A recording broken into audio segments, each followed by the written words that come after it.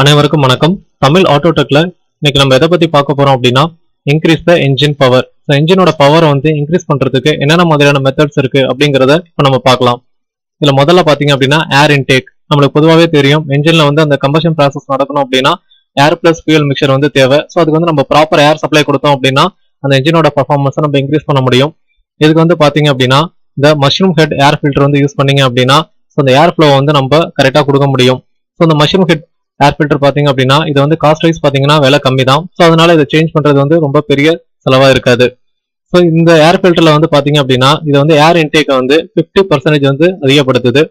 அதே நேரத்தில் இதை வந்து அந்த ஏர் ஃபில்ட்ரேஷன் வந்து கரெக்டாக பேலன்ஸ் பண்றதுனால ஏர் வந்து ப்ராப்பரா ஃபில்டர் ஆகுது. அதே நேரத்தில் ஃப்ளோவும் கரெக்டா இருக்கு. பட் இதுல வந்து ஒரு டிராபேக் இருக்கு. என்னன்னு பாத்தீங்க அப்படின்னா இது வந்து ஃபியூல் கன்சப்ஷன் வந்து அதிகப்படுத்துது. ஏன் அப்படின்னா இது வந்து அந்த ஃபில்டர் பண்ணிட்டு அந்த கொடுக்குற ஏர் வந்து பாத்தீங்க அப்படின்னா ரொம்ப தின் ஏரா இருக்கும். ஸோ அந்த தின் ஏர் வந்து பாத்தீங்க அப்படின்னா அந்த ஏரோட அளவு கம்மியா இருக்கும். ஸோ இதனால ஃபியூலோட அளவு அதிகமாயிடும். ஸோ நீங்க இதை வந்து பேலன்ஸ் பண்ணணும் அப்படின்னு பாத்தீங்கன்னா உங்க கார்பரேட்டர்ல ஏர் ஃபியூல் மிக்சர் வந்து அட்ஜஸ்ட் பண்றதுக்கான ஒரு ஸ்க்ரூ இருக்கும். ஸோ அந்த ஸ்க்ரூவை நீங்க சேஞ்ச் பண்ணி ஏரோட ஸ்பீடை வந்து லோ ஸ்பீட் ஹை ஸ்பீட் வந்து வேரி பண்ணிக்கலாம். வேரி பண்ணிட்டு இந்த ஏர் ஃபியூலோட அந்த ரேஷியோவை நீங்க சேஞ்ச் பண்ணிட்டு கரெக்டா வச்சீங்க அப்படின்னா இதை நம்ம பக்காவா ரெடி பண்ண முடியும். உங்களோட என்ஜினோட பவரையும் நம்ம இன்க்ரீஸ் பண்ண முடியும். அடுத்து பாத்தீங்கன்னா இக்னிஷன் மாடிஃபிகேஷன். ஸோ இக்னிஷன் அப்படிங்கிறது பாத்தீங்கன்னா 4 ஸ்ட்ரோக்ல ஒரு ஸ்ட்ரோக், அதாவது பவர் ஸ்ட்ரோக்ல வந்து பாத்தீங்க அப்படின்னா இந்த இக்னிஷன் நடக்கும். ஸோ இந்த இக்னிஷனுக்கு என்னென்ன காம்பனன்ட்ஸ் இருக்கு அப்படின்னு பாத்தீங்க அப்படின்னா இந்த மாதிரியான இக்னிஷன் காயில், அப்புறம் இந்த டிஸ்ட்ரிபியூட்டர், அப்புறம் ஸ்பார்க் பிளக். ஸோ இப்போ இதுல வந்து நம்ம எதை சேஞ்ச் பண்ண போறோம் அப்படின்னு பாத்தீங்க அப்படின்னா அந்த இக்னிஷன் ஆங்கிள் அப்படின்னு ஒன்று சொல்லுவாங்க. ஸோ இந்த இக்னிஷன் ஆங்கிள் அப்படிங்கிறது பாத்தீங்க அப்படின்னா இது வந்து வால்வ் டைமிங் டயக்ராம் அப்படின்னு சொல்லுவாங்க. ஸோ நம்ம வந்து என்ஜின் வந்து ஒரு சைக்கிள் கம்ப்ளீட் பண்றப்போ அந்த வால்வ்ஸ் வந்து எப்படி ஓப்பன் ஆகுது க்ளோஸ் ஆகுது அப்படிங்கறத காட்டுற டயக்ராம் இது. ஸோ இதுல பாத்தீங்க அப்படின்னா இதுதான் பாத்தீங்கன்னா இக்னிஷன். ஸோ இந்த ரீஜன்ல தான் பாத்தீங்கன்னா இந்த ஸ்பார்க் பிளக் வந்து ஸ்பார்க் கொடுக்கும். ஸோ அதனால நம்மளுக்கு வந்து ஒரு ஹை ஸ்பார்க் எனர்ஜி கிடைக்கிறதுனால அந்த ஏர் ஃபியூல் மிக்சர் வந்து நல்லாவே எரியும். ஸோ இந்த ஆங்கிள் வந்து பாத்தீங்க அப்படின்னா 18 டிகிரி அப்படின்ட்டு இதுல ரிப்ரசென்ட் பண்ணியிருக்காங்க. ஸோ நீங்க வந்து இந்த இக்னிஷன் ஆங்கிளை வந்து 0 to 35 டிகிரிக்குள்ள ஸோ உங்களுக்கு தேவையான ஒரு ஆங்கிள் வந்து நீங்க அதை செட் பண்ணீங்க, உங்க என்ஜினோட கெப்பாசிட்டியை பொறுத்து அதை செட் பண்ணீங்க அப்படின்னா உங்களோட என்ஜினோட பர்ஃபார்மன்ஸ் வந்து நீங்க இன்க்ரீஸ் பண்ண முடியும். எப்படின்னு பாத்தீங்க அப்படின்னா ஸோ அந்த ஆங்கிள் இன்க்ரீஸ் ஆனிச்சு அப்படின்னு பாத்தீங்கன்னா அந்த ஸ்பார்க் பிளக்ல அந்த ஸ்பார்க் இருக்கிற டைமும் அதிகமாகும். அதனால பாத்தீங்க அப்படின்னா அந்த ஏர் ஃபியூல் மிக்சர் வந்து நல்லாவே எரிஞ்சிருக்கும். ஸோ இதனால வந்து ஃபியூல் கன்சப்ஷன் கம்மியா இருக்கும். ஸோ என்ஜினோட பர்ஃபார்மன்ஸும் அதிகமா இருக்கும். ஸோ இன்கேஸ் இந்த ஆங்கிளை வந்து சேஞ்ச் பண்ண முடியல அப்படின்னு நீங்க நினைச்சீங்க அப்படின்னா ஸோ இதுக்கு ஆல்டர்னேட்டிவ் இன்னொரு மெத்தட் ஒன்று இருக்கு. அது வந்து பாத்தீங்கன்னா ஸ்பார்க் பிளக் வந்து சேஞ்ச் பண்றது. ஸோ ஃபர்ஸ்ட் பாத்தீங்க அப்படின்னா இந்த கோல்ட் பிளேட்டட் பிளக். ஸோ இந்த gold plated spark plug use பண்ணீங்க அப்படின்னா இது வந்து உங்களுக்கு வந்து ஒரு ஸ்ட்ராங் ஸ்பார்க் வந்து கொடுக்கும். ஸோ இதனால பாத்தீங்க அப்படின்னா உங்க ஏர் ஃபியூல் மிக்சர் வந்து பக்காவா எரிஞ்சிருக்கும். அதே நேரத்தில் இந்த பிளாட்டினம் பிளேட்டட் பிளக் இதுவும் பாத்தீங்க அப்படின்னா ஒரு ஸ்ட்ராங் ஸ்பார்க்கை வந்து அந்த டைம்ல வந்து கொடுக்கும். ஸோ இதனால பாத்தீங்க அப்படின்னா உங்க ஏர் ஃபியூல் மிக்சர் வந்து கரெக்டா எரியும். ஸோ உங்களுக்கு வந்து ஃபியூல் கன்சப்ஷன் கம்மியா இருக்கும், என்ஜினோட பவர் வந்து அதிகமாகும். அடுத்து டியூன் த கார்பரேட்டர். ஸோ இது வந்து நம்ம எப்போதுமே வண்டியோட ஸ்பீடை வந்து சேஞ்ச் பண்ணணும் அப்படின்னா கார்பரேட்டர் வந்து எப்போதுமே டியூன் பண்ணுவோம். ஸோ நீங்க கார்பரேட்டர் வந்து டியூன் பண்றதுக்கு முன்னாடி என்ன பண்ணுங்க, 10 to 15 செகண்ட்ஸ் வந்து உங்க வண்டியை வந்து ரன்னிங் கண்டிஷன்ல வச்சிருந்தீங்க அப்படின்னா அந்த ஹோல் சிஸ்டமும் பாத்தீங்க அப்படின்னா ஒரு நல்ல வார்ம் அப் கண்டிஷன்ல இருக்கும். ஸோ அதுக்கப்புறம் நீங்க கார்பரேட்டர் சேஞ்ச் பண்ண ஆரம்பிச்சீங்க அப்படின்னா நீங்க வந்து ஒரு கரெக்ட் அட்ஜஸ்ட்மெண்ட் கொடுக்க முடியும்.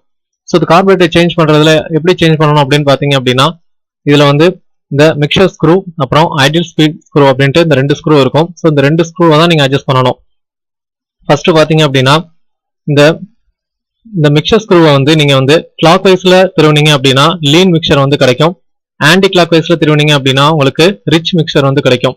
ஸோ இந்த லீன் மிக்சர் அப்படின்னா என்னன்னு பாத்தீங்க அப்படின்னா ஏரோட அளவு வந்து அதிகமா இருக்கும், ஃபியூலோட அளவு வந்து கம்மியா இருக்கும். ரிச் மிக்சர்ல பாத்தீங்க அப்படின்னா ஏரோட அளவு வந்து கம்மியா இருக்கும், ஃபியூலோட அளவு வந்து அதிகமா இருக்கும். ஸோ நம்ம வந்து அட்ஜஸ்ட் பண்ணும்போது எப்போதுமே லீன் மிக்சர்ல தான் நம்ம செட் பண்ணணும். அதே நேரத்தில் லீன் மிக்சர்ல வந்து நம்ம ஹை பர்ஃபார்மன்ஸ் கிடைக்கணும் அப்படின்னா உங்களோட ஐடியல் ஸ்பீட் ஸ்க்ரூவை வந்து நீங்க ஆர்பிஎம் மீட்டர்ல பாத்துக்கிட்டே 3000 ஆர்பிஎம்ல வந்து செட் பண்ணுங்க. செட் பண்ணதுக்கு அப்புறம் பாத்தீங்க அப்படின்னா அதுக்கப்புறம் இந்த மிக்சர் ஸ்க்ரூ வந்து அட்ஜஸ்ட் பண்ண ஆரம்பிங்க. அதாவது நீங்க இதை வந்து இப்ப கிளாக் வைஸ் டைரக்ஷன்ல திருவணும். கிளாக் வைஸ் டைரக்ஷன்ல திருவனீங்க அப்படின்னா உங்களுக்கு வந்து லீன் மிக்சர் வந்து கிடைக்கும். ஸோ அந்த டைம்ல பாத்தீங்க அப்படின்னா உங்களோட ஆர்பிஎம் வந்து குறைய ஆரம்பிக்கும். குறைஞ்சி அது வந்து பாத்தீங்கன்னா கிராஜுவலா குறையாது, கொஞ்சம் பிளக்சுவேஷன்ஸ் இருக்கும். ஸோ அந்த ஆர்பிஎம் அந்த முள்ளு வந்து பாத்தீங்கன்னா மேல கீழே போயிட்டு வந்து அப்படியே குறைஞ்சிட்டு வரும்.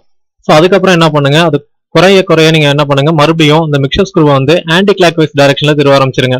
அதாவது ரிச் மிக்சர் வந்து அந்த சைடு வந்து திருவ ஆரம்பிக்கும் போது பாத்தீங்கன்னா அதுக்கப்புறம் அந்த முள்ளு பாத்தீங்க அப்படின்னா கிராஜுவலா இன்க்ரீஸ் ஆக ஆரம்பிக்கும். ஸோ நீங்க ஏற்கனவே செட் பண்ண அந்த 3000 RPM வந்ததுக்கு அப்புறம் பாத்தீங்க அப்படின்னா இந்த மிக்சர் ஸ்க்ரூவை வந்து அந்த ஆன்டி கிளாக் வைஸ் டைரக்ஷன்ல டர்ன் பண்றது வந்து நிப்பாட்டிடுங்க. அதுக்கு ஏன் இன்னும் நீங்க டர்ன் பண்ண ஆரம்பிச்சிட்டீங்க அப்படின்னா ரிக்ஸ் மிக்சர் வந்து அதிகமாயிடும். ஸோ அப்ப பாத்தீங்க அப்படின்னா ஏரோட அளவு கம்மியாயிடும், ஃபியூலோட அளவு அதிகமாயிடும். ஸோ அதனால அந்த RPM மீட்டர் வந்து கரெக்டா 3000 கிட்ட வந்ததுக்கு அப்புறம் நீங்க அந்த மிக்சர் ஸ்க்ரூ வந்து ஸ்டாப் பண்ணிட்டீங்க அப்படின்னா கரெக்டான ஒரு டியூனிங் வந்து உங்க கார்பரேட்டர் நீங்க பண்ணிருக்கிறதா அர்த்தம். ஸோ இப்போ வந்து பாத்தீங்க அப்படின்னா ஒரு லீன் மிக்சருக்குள்ளேயே, அதாவது லீன் டு அந்த ரிச் அந்த இடையில வேரி ஆகிற ஒரு இடத்துல நீங்க செட் பண்ணிட்டீங்க அப்படின்னா உங்களுக்கு வந்து கரெக்ட் பேலன்ஸ் இருக்கும். ஸோ இதனால நீங்க பர்ஃபார்மன்ஸை நீங்க இன்க்ரீஸ் பண்ணிக்க முடியும்.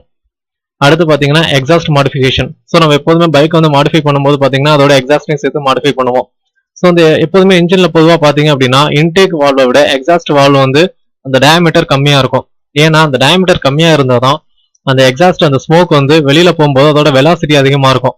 அப்பதான் பிஸ்டனுக்கு வந்து எக்ஸ்ட்ரா பவர் தேவைப்படாது.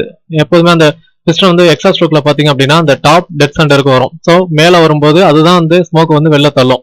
ஸோ உங்க வால்வு டயாமீட்டர் பெருசா இருந்துச்சு அப்படின்னா அந்த ஃப்ளோ வெலாசிட்டி வந்து கம்மியாயிடும். அப்போ பிஸ்டனுக்கு வந்து அதிகப்படியான பவர் தேவைப்படும். இதுல நீங்க இன்னொரு விஷயம் கன்சிடர் பண்ணணும். இன்னொன்று வந்து பாத்தீங்க அப்படின்னா இந்த எக்ஸாஸ்ட்ல கிரியேட் ஆகிற back pressure. So back pressure அப்படிங்கிறது என்னன்னு பாத்தீங்க அப்படின்னா ஸோ நீங்க எக்ஸாஸ்ட் வந்து என்ஜின்ல இருந்து ஆரம்பிக்கிற இடத்துல பாத்தீங்க அப்படின்னா அதோட டயாமீட்டர் வந்து சின்னதா இருக்கும், அதுக்கப்புறம் போக போக கொஞ்சம் பெருசா இருக்கும். ஸோ ஏன் அப்படின்னா அந்த இடத்துல வந்து பாத்தீங்கன்னா அந்த கேட்டலைஸ் கன்வெர்ட்டர், மஃப்ளர் இந்த மாதிரியான அரேஞ்ச்மெண்ட்லாம் இருக்கும். ஸோ கேட்டலைஸ் கன்வெர்ட்டர் எதுக்குன்னு பாத்தீங்க அப்படின்னா உங்க வண்டியோட CO2 எமிஷனை வந்து கம்மி பண்றதுக்கு, மஃப்ளர் பாத்தீங்க அப்படின்னா அந்த சவுண்ட் வந்து நாய்ஸ் வந்து ரெடியூஸ் பண்றதுக்கு. ஸோ நீங்க அந்த பேக் ப்ரெஷர் நான் சொன்னேன்ல, அது வந்து என்னன்னு பாத்தீங்க அப்படின்னா பிஸ்டன் வந்து எவ்வளவு ப்ரெஷர் உள்ள கொடுத்து அந்த ஸ்மோக் வந்து வெளியில தள்ளுது, அதுக்கு எவ்வளவு பவர் தேவைப்படுது, அந்த ஸ்மோக் வந்து எவ்வளவு ப்ரெஷர்ல இருக்கு, அதுதான் வந்து பேக் ப்ரெஷர்னு சொல்லுவாங்க. ஸோ அந்த பேக் ப்ரெஷர் வந்து நீங்க கம்மி பண்ணணும் அப்படின்னா அதுக்கு அந்த எக்ஸாஸ்டோட ஆங்கிள் வந்து நீங்க கன்சிடர் பண்ணணும்.